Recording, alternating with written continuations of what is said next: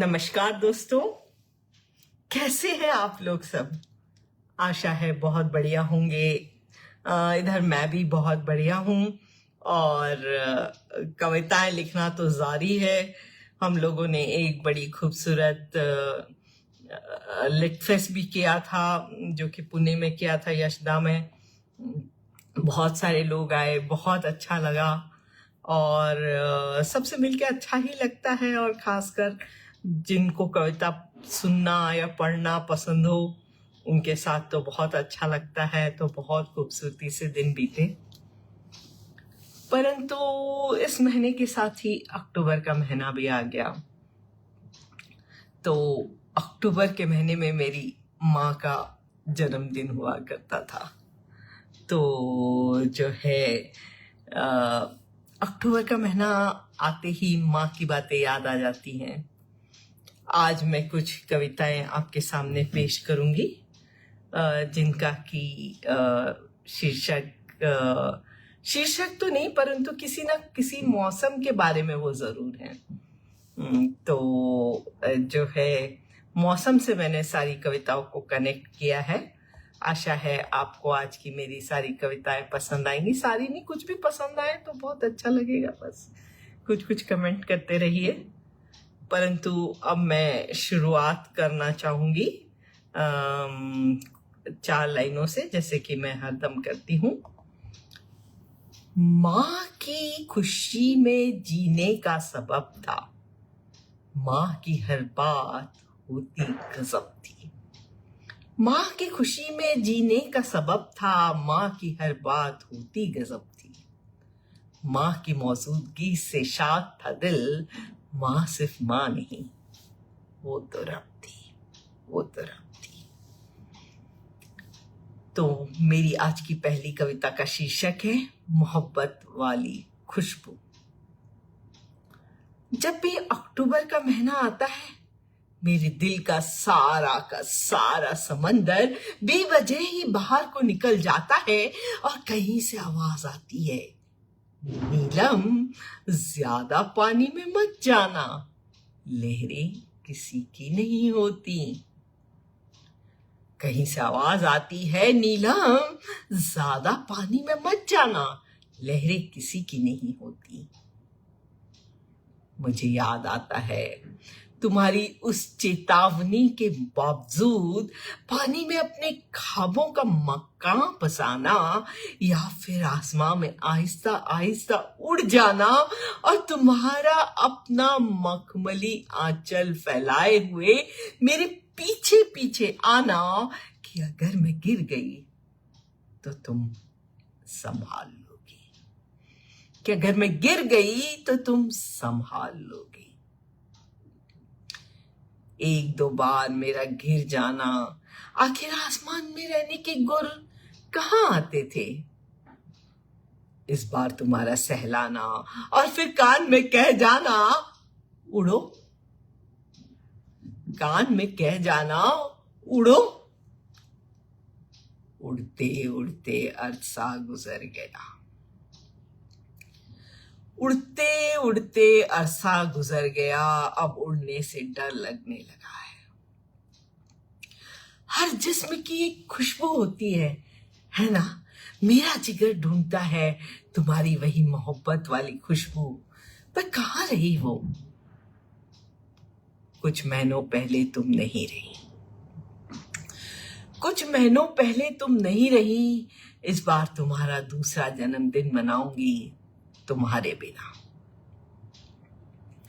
बेकल सी मेरी रूह पूछती रहेगी दिल की लहरों से तुम्हारा पता, पर तुम ही तो कहती थी ना, लहरें किसी की नहीं होती।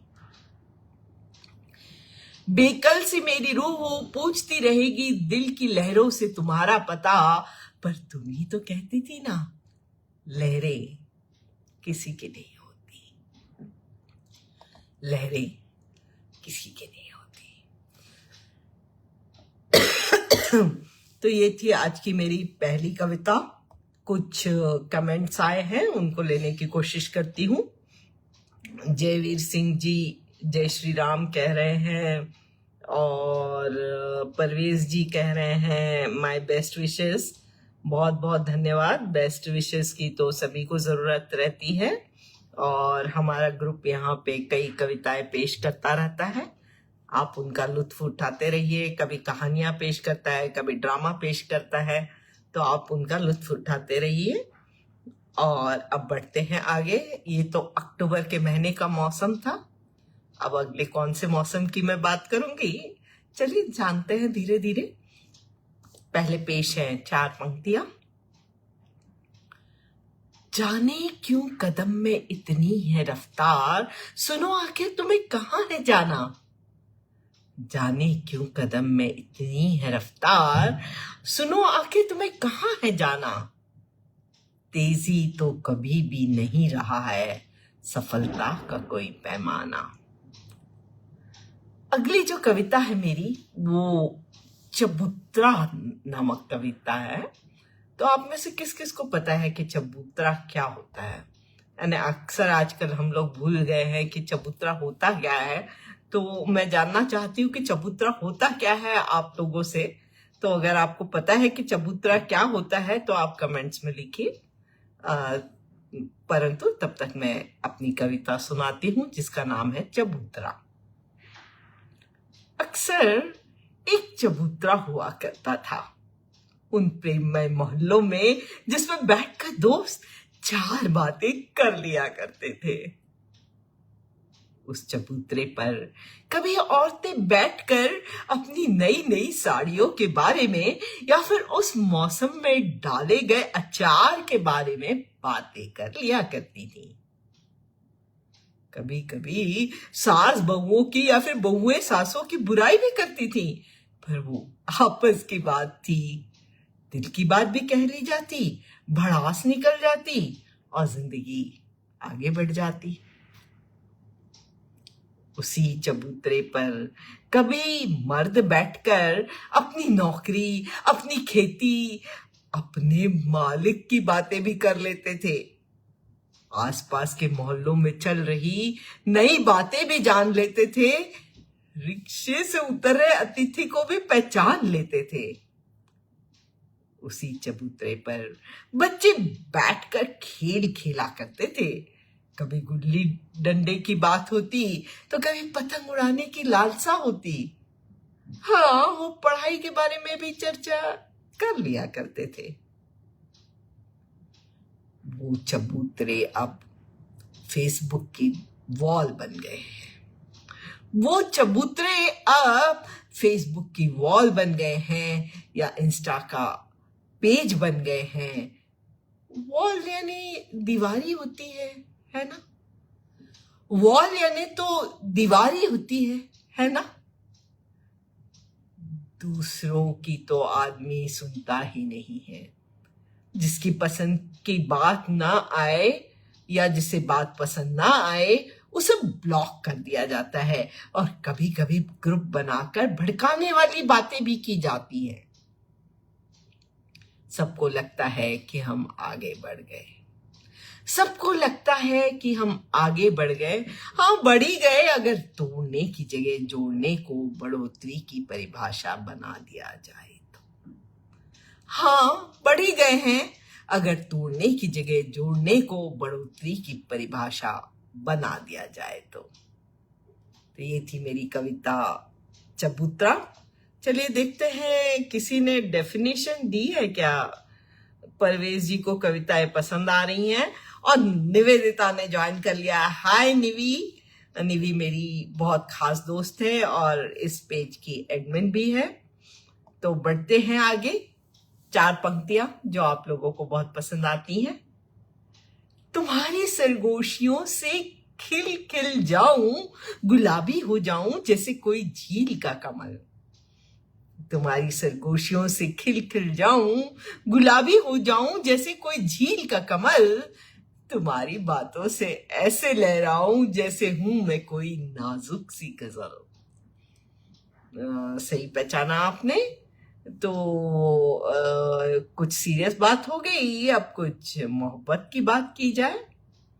तो अगली कविता का शीर्षक है ये तुम क्या समझोगे। गजल में मेरा यूं डूब जाना ये तुम क्या समझोगे, अंदाज मेरा थोड़ा सा दीवाना ये तुम क्या समझोगे। गजल में मेरा यूं डूब जाना ये तुम क्या समझोगे, अंदाज मेरा थोड़ा सा दीवाना ये तुम क्या समझोगे। इश्क, प्रेम, आशिकी, बेकरारी, मोहब्बत, दिलदारी, मायूस होना, रूठना, मनाना ये तुम क्या समझोगे। इश्क, प्रेम, आशिकी, बेकरारी, मोहब्बत, दिलदारी, मायूस होना, रूठना, मनाना ये तुम क्या समझोगे। आज इन मनचली हवाओं में खुमार है बहुत गजब का, मौसम ये गुलाबी आशिकाना ये तुम क्या समझोगे। आज इन मनचली हवाओं में खुमार है बहुत गजब का, मौसम ये गुलाबी आशिकाना ये तुम क्या समझोगे। खुशमिजाज नज्म भिगो देती है मेरी रूहानियत को, अल्फाज ये मेरा सूफियाना ये तुम क्या समझोगे। खुशमिजाज नज्म भिगो देती है मेरी रूहानियत को, अल्फाज ये मेरा सूफियाना ये तुम क्या समझोगे। चाहती हूं तुम्हारी बाहों के घेरों में कैद हो जाऊं, फिर भी तुमसे ही घबरा जाना ये तुम क्या समझोगे। चाहती हूं तुम्हारी बाहों के घेरों में कैद हो जाऊं, फिर भी तुमसे ही घबरा जाना ये तुम क्या समझोगे। नीलम की रूह में झांकता है केवल तुम्हारा ही अक्स, नीलम की रूह में झांकता है केवल तुम्हारा ही अक्स, मेरे दिल का इस कदर डूब जाना ये तुम क्या समझोगे। मेरे दिल का इस कदर डूब जाना ये तुम क्या समझोगे। तो ये थी मेरी कविता, ये तुम क्या समझोगे। तो देखते हैं कुछ कमेंट्स एक आध लेने की कोशिश करती हूँ, परंतु जो है कुछ 4 लाइन पंक्तियों की गुजारिश की गई है। तो ऐसा है कि हमने बहुत सारी बातें कर ली। मैंने पहली कविता माँ की सुनाई, फिर जमाने की सुनाई चबूतरे पे, फिर मोहब्बत की सुनाई। क्यों ना अब देश के नाम कोई कविता हो जाए। देश के उस जज्बे को सलाम, देश की उस मिट्टी को सलाम, देश के उस जज्बे को सलाम, देश की उस मिट्टी को सलाम, यादें हैं छुपी कई कुर्बानियों की, दिलाती हैं याद जो देश प्रेम का पैगाम। एक कविता सुनाना चाहूंगी जो मैंने तब लिखी थी जब कश्मीर पर अटैक हुआ था। इस कविता का शीर्षक है लाल रंग। कल फिर सफेद रेशम पर लाल रंग के दाग बिछ गए, कल फिर सफेद रेशम पर लाल रंग के दाग बिछ गए। घाटी जो कल तक इठला रही थी अपनी सुंदरता पर, अब सर पीट पीट कर रो रही है बर्बरता पर। घाटी जो कल तक इठला रही थी अपनी सुंदरता पर, अब सर पीट पीट कर रो रही है बर्बरता पर। हरी हरी प्रकृति ने पहना ही था संतोष का लिबास, नजर लग गई उसकी मुस्कान पर, बिखरी पड़ी है उसकी आस। वो आंख में चोली खेलता नया नया प्रेममयी जोड़ा, एक विधाता के पास है अब, एक के दिल पर बज रहा हथौड़ा। वादी चीख रही है पर चुप्पी है हर दिशा में, इंसान बोले भी तो क्या बोले, बंधा हुआ है मन निशा ही निशा में। पिघलना था इस मौसम में बर्फ के पत्थरों को, गला रहा है हृदय का झरना लाल रंग से सने फूलों के रास्ते को। पिघलना था इस मौसम में बर्फ के पत्थरों को, गला रहा है हृदय का झरना लाल रंग से सने फूलों के रास्ते को। नहीं है अपेक्षा आन बान और शान की, आवश्यकता है हमें केवल अच्छे इंसान की। नहीं है अपेक्षा आन बान और शान की, आवश्यकता है हमें केवल अच्छे इंसान की। तो ये थी मेरी एक देश प्रेम पर कविता। आशा है आपको पसंद आई होगी, और पसंद आई हो तो कमेंट्स ज़रूर लिखें। और कुछ लोगों के कमेंट्स आ गए हैं यहाँ पे, तो उनको मैं लेना चाहूँगी यहाँ पे। परवेज जी लिख रहे हैं, wow beautiful recitation, thank you Parvez ji. Pramila ji भी जुड़ गई हैं, नमस्कार प्रमिला जी, बोल रही हैं beautiful words and rendering, thank you. Kamlesh Chandra Joshi ji जुड़ गए हैं, वेरी नाइस मैम बोल रहे हैं, थैंक यू। और प्रसन्ना जी वाओ बोल रहे हैं, बहुत बहुत धन्यवाद। आप लोग सब जुड़ते हैं, कमेंट्स लिखते हैं, बड़ा अच्छा लगता है। हम कवियों को और कुछ नहीं चाहिए होता है, बस एक दाद चाहिए होती है, और आप लोग जब ये दाद देते हैं तो लगता है कि और लिखे, कुछ और अच्छा लिखे, कुछ अपने आप को और बेहतर बनाए। अनीता पंडा जी भी जुड़ गई हैं और लिख रही हैं, वहां एक से बढ़कर एक लाजवाब रचनाएं। प्रमिला जी वंडरफुल लिख रही हैं, आप सभी को नमस्कार। और बढ़ते हैं आगे। जैसे कि आप लोग को मेरी 4 पंक्तियां बहुत पसंद आती हैं, तो पेश है एक और 4 पंक्ति।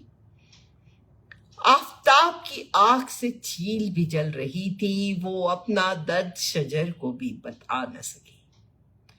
आफताब की आंख से चील भी जल रही थी, वो अपना दर्द शजर को भी बता न सकी।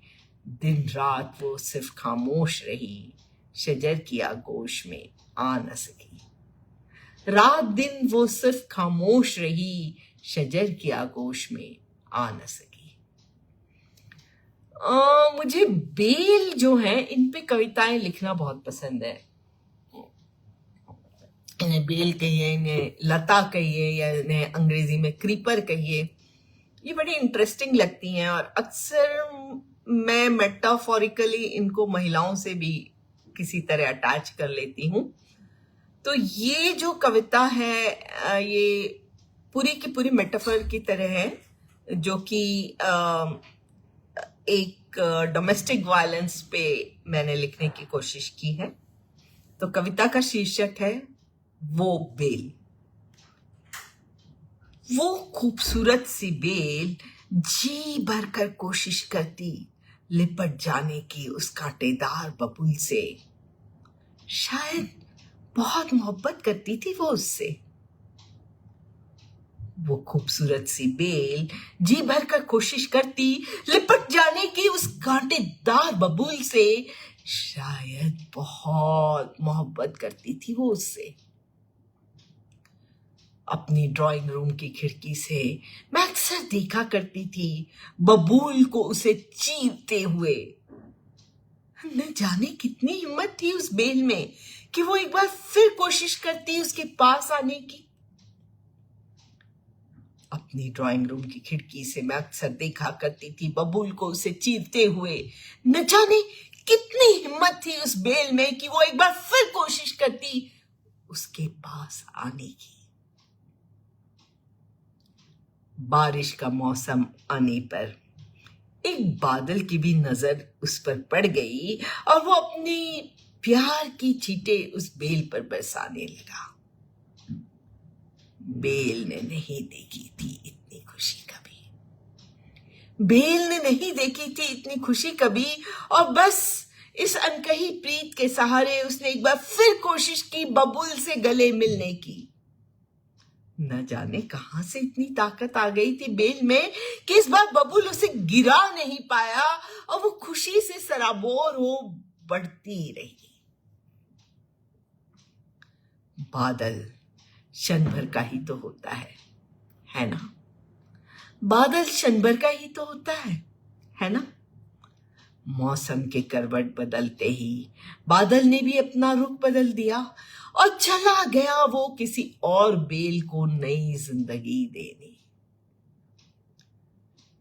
टूट गई बेल की हिम्मत, टूट गई बेल की हिम्मत। और इस बार जब बबूल ने उसे फिर जख्म दिए, वो बेल जाकर मिल गई मिट्टी से अपने सारे हसीन एहसास के साथ। टूट गई बेल की हिम्मत, और इस बार जब बबूल ने फिर जख्म दिए, वो बेल जाकर मिल गई मिट्टी से अपने सारे हसीन एहसास के साथ। तो ये थी मेरी कविता।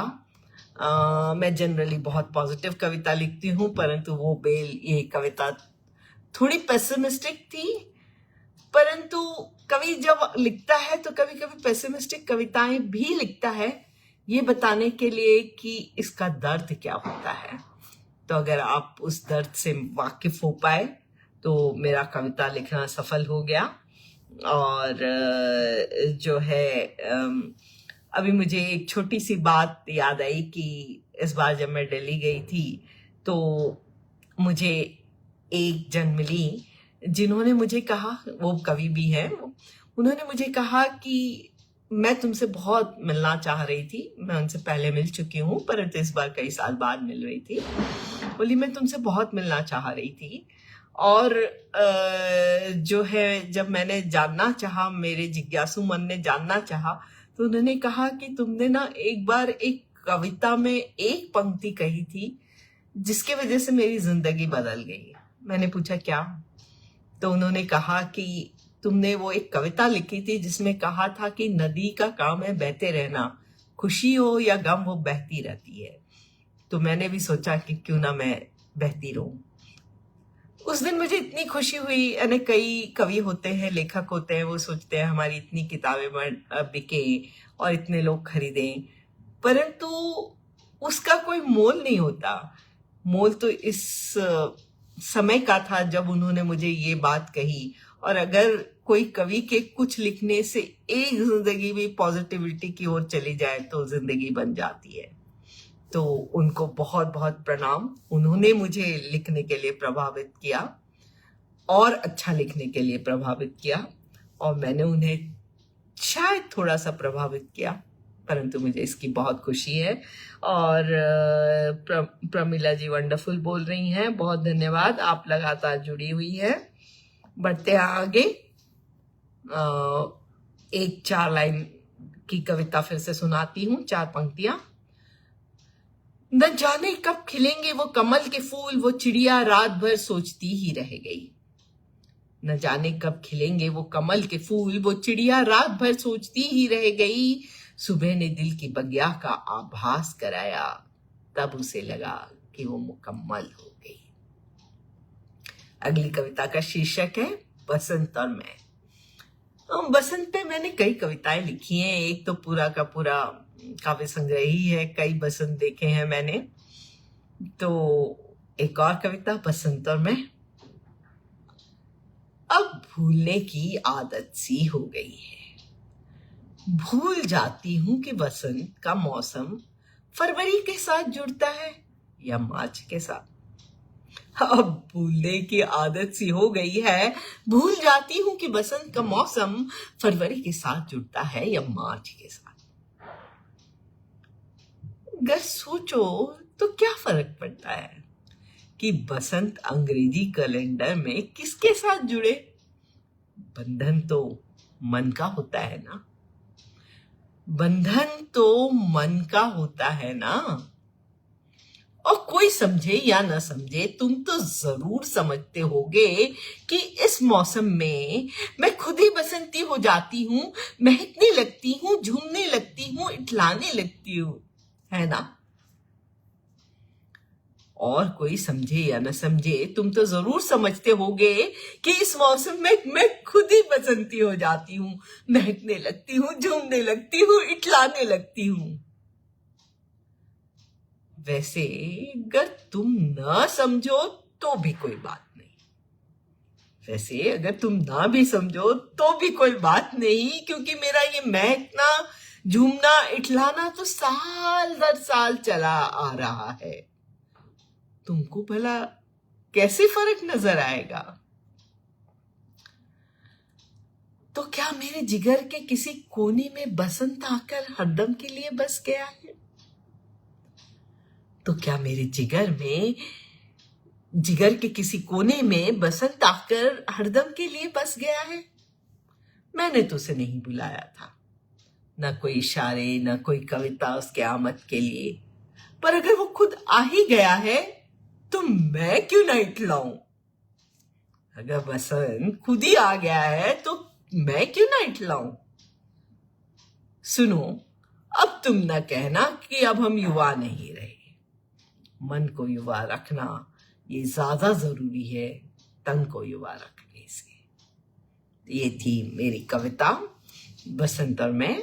आशा है आपको पसंद आई होगी।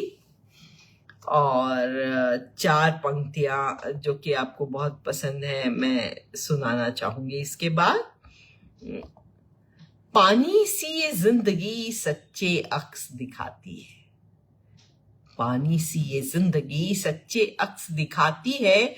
जो न समझो इसकी बोली ये फिसल कर जाने कहाँ चली जाती है।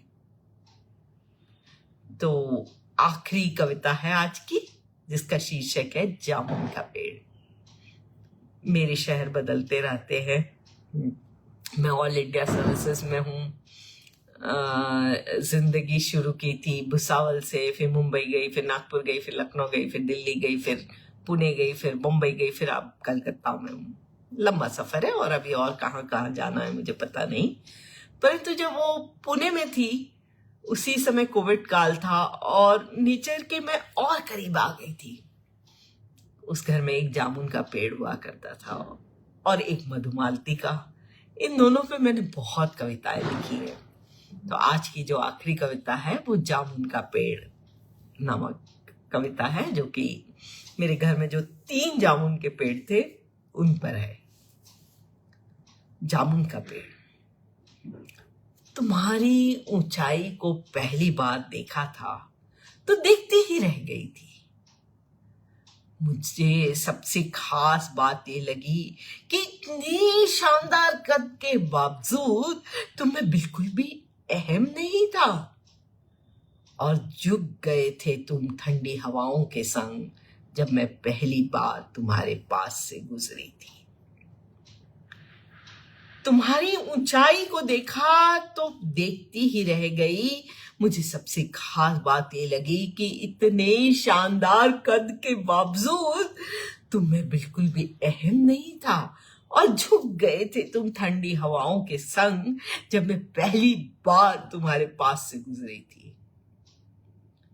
तब ये घर मेरा नहीं था, पर जब मेरा हुआ तो मैंने महसूस किया कि कितना दुख रहा था तुम्हारा अंग अंग।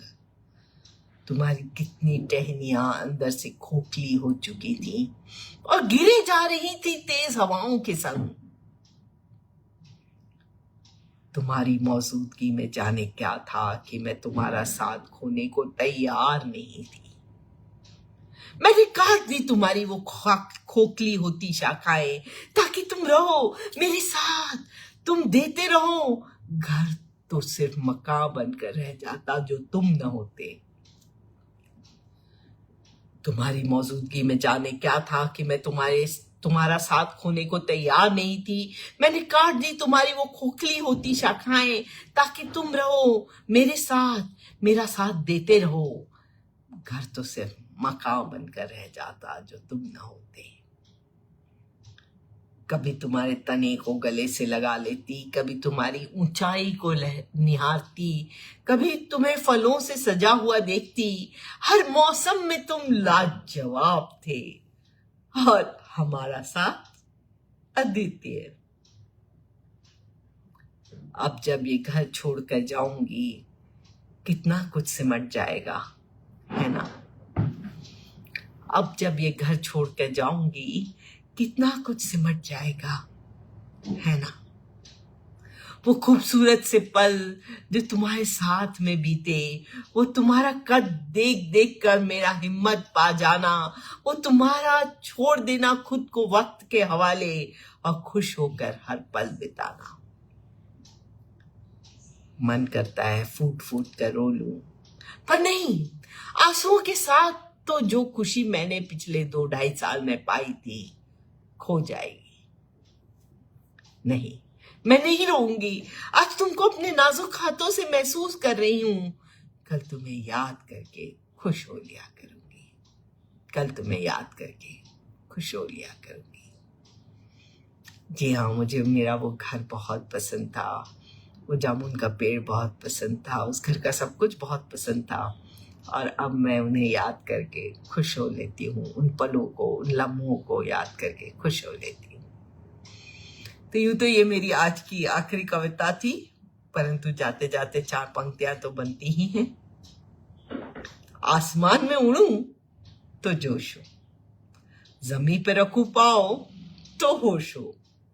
आसमान में उड़ूं तो जोश हो, जमीन पे रखूं पाओ तो होश हो। जब तिनका बनकर बिछ जाऊं तब मेरी नज़्मों में इल्म का कोश हो। जब तिनका बनकर बिछ जाऊं तो मेरी नज़्मों में इल्म का कोश हो। तो कुछ 1-2 कमेंट्स और आए हैं। सुनील जोशी जी जुड़ गए हैं और शुभ दीपावली कह रहे हैं। आपको भी शुभ दीपावली सुनील जी, और मेरे सभी साथियों को जो आज जुड़े उन सबको शुभ दीपावली। मेरा आज का शो यहाँ खत्म हो रहा है, परंतु आशा है कि आप लोग सभी से जल्द मिलूंगी, शायद अगले महीने ही, फिर से एक सोलो लाइव शो के साथ। और उस बीच हमारे पेज पर प्रोग्राम तो होते ही रहेंगे, तो हम मिलते ही रहेंगे। अनीता जी कह रही है बहुत उम्दा और सुंदर कविताएं दिल और रूह को गहरी छू गई। बहुत बहुत धन्यवाद आपका, आप जुड़ी रही। और भी जो साथी जुड़े रहे, जिन्होंने कमेंट किए या नहीं किए, उन सबको भी बहुत बहुत धन्यवाद। मिलते हैं अगले महीने मेरे सोलो प्रोग्राम में, और तब तक बाकी ग्रुप प्रोग्राम्स में तो मैं जुड़ती ही रहूंगी। टाटा, बाय बाय, फिर मिलेंगे।